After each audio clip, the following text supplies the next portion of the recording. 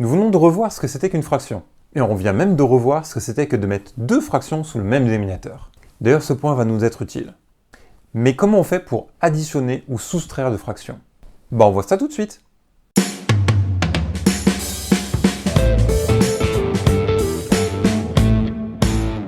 Pour additionner ou soustraire de fractions, il y a une condition qui est inévitable. Il faut qu'elles aient le même dénominateur. Donc on va voir ce que ça donne quand elles ont le même dénominateur et voir ce que l'on peut faire.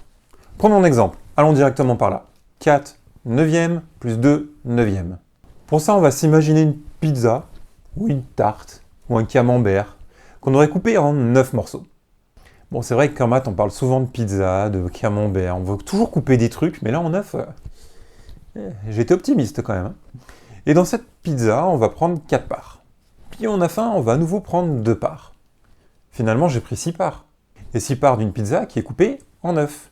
Concrètement, ce que j'ai fait ici, si je regarde d'une manière plus mathématique, j'ai additionné le numérateur et j'ai laissé tel quel le dénominateur puisqu'on était sous le même dénominateur. Ce qui me fait 4 plus 2 sur 9, ce qui fait un total de 6 sur 9.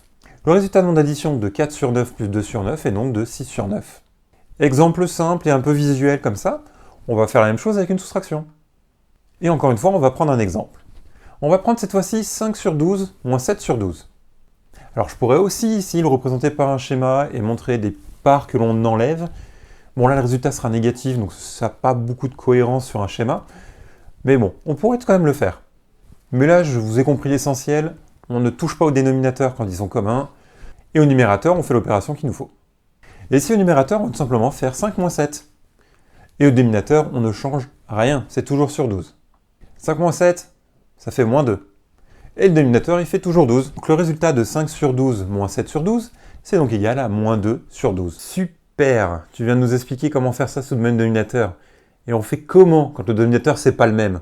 Et bien là, c'est bien là où est le problème. C'est que quand les deux fractions n'ont pas le même dénominateur, il faut les mettre sous le même dénominateur. Encore une fois, je vais prendre un exemple. Et cet exemple, c'est 5 sur 9 plus 1 sur 3. On pourrait aussi dire 5 neuvièmes plus 1 tiers. Et pour mettre sous le même dénominateur, il faut qu'on s'arrange pour avoir la même valeur au dénominateur. Multiplier une ou les deux fractions de manière à ce qu'elles aient le même dénominateur. Là, c'est un cas facile. 1 tiers, le dénominateur c'est 3, et il faudrait qu'il soit égal à 9. 3 fois 3, 9. J'ai juste à multiplier ma deuxième fraction par 3 et tout va bien quoi finalement. Donc je laisse ma première fraction 5 sur 9, puis sur la deuxième fraction, je fais x 3 au dénominateur, x 3 au numérateur, et je tombe sur 3 neuvièmes. Donc finalement, je me retrouve avec 5 sur 9 plus 3 sur 9, et là, je peux faire mon addition. Au numérateur, on fait 5 plus 3, ça nous fait 8. Le résultat de cette somme-là est donc de 8 sur 9. Là, on vient de voir un cas relativement facile où il suffisait de multiplier une fraction pour retomber sur le dénominateur de l'autre. On va faire un tout petit peu plus compliqué où il va falloir multiplier les deux fractions. Et quitte à changer et faire un exemple, autant faire un exemple avec une soustraction. Et cette fois-ci, j'ai décidé de faire 3 quarts moins 4 tiers. Alors je rappelle que les quarts c'est sur 4 et les tiers c'est sur 3. Là ici on va utiliser la première méthode que je vous ai montrée dans une autre vidéo, qui consistait tout simplement à prendre la première fraction et à multiplier son numérateur et son dénominateur avec le dénominateur de la deuxième fraction. Et la deuxième fraction, de multiplier le numérateur et le dénominateur par le dénominateur de la première fraction. D'une certaine manière on croise. Concrètement, je vais avoir 3 fois 3 sur 4 fois 3 pour la première fraction, et 4 fois 4 sur 4 fois 3 sur la deuxième fraction.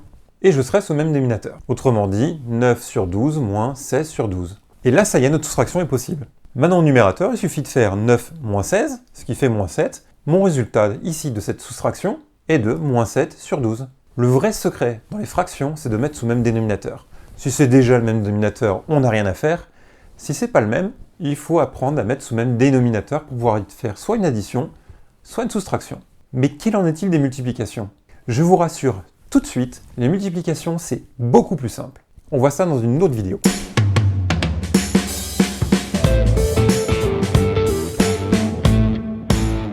Et là, je peux faire ma...